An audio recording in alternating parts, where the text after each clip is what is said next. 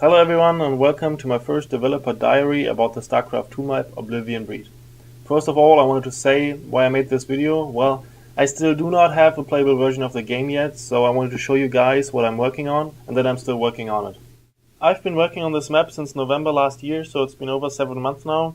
I've been constantly changing the gameplay mechanics and I had some interesting developments. This map is a prototype. It's a hybrid cooperative RPG as I call it, since it merges RPG and strategy gameplay. Up to 4 heroes can team up against a villain. These heroes choose between 6 playable characters and have to complete quests in order to succeed with the main storyline. This is the RPG part of the game. The villain takes on the strategy part. If he plays well, he builds armies to attack the heroes, he defends positions, and most of all, he tries to screw up the hero's quest progress. Think of him as the universal nag of the game.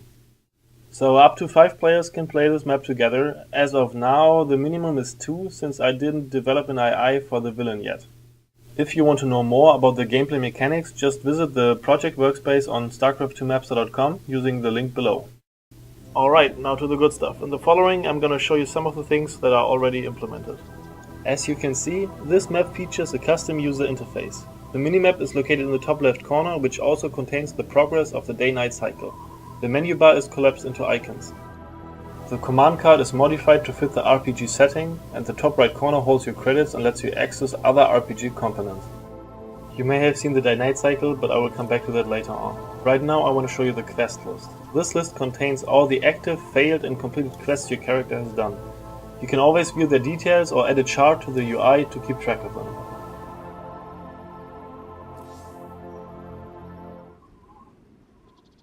Oof, I made it into this village and there's clearly something special to this guy, and as you can see, you can talk to people by right-clicking on them once you are close to them. Take a look at how these characters interact. We must not hesitate.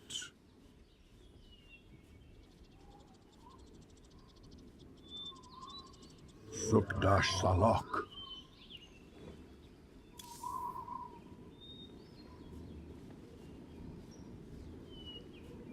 So this Roland dude doesn't seem to be one of the smartest, but he gave us a quest and I want to show you how the quest status gets updated. Honor commands. Ooh, I see some items. I will show you later how to handle those.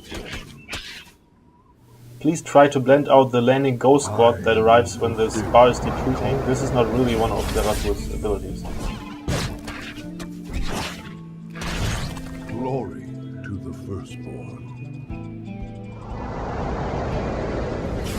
In the service of Ire. Honor. Alright, so we are completing our first quest, and as you will see, when this guy is done talking, the quest list gets updated.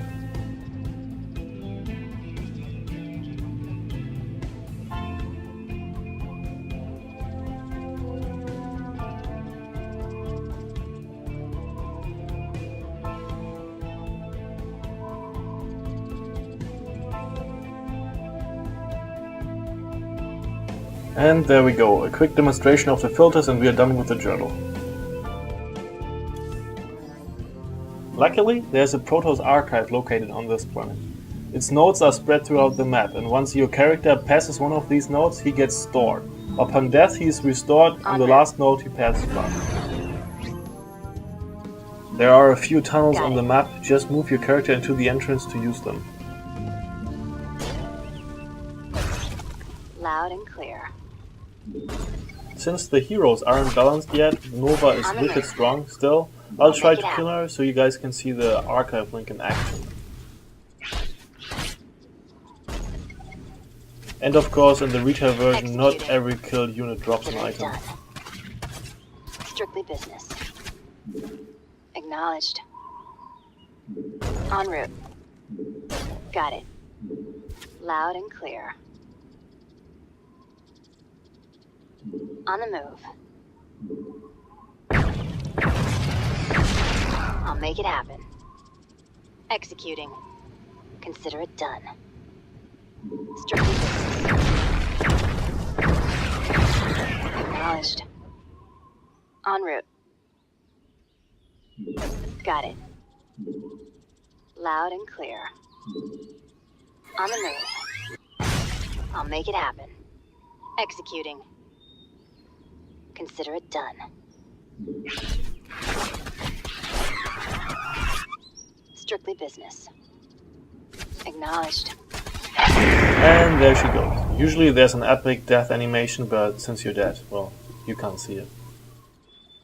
The camera pans to the last activated archive link, and after a short time penalty, you get revived.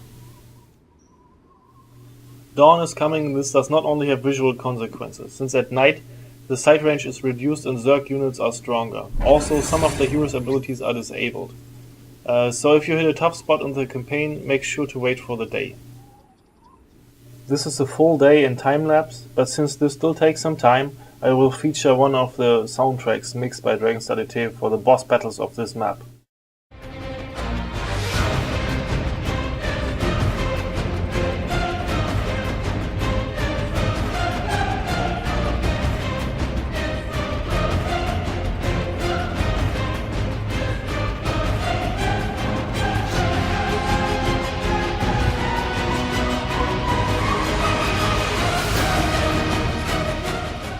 Alright, let me just click some of these buttons in the top toolbar.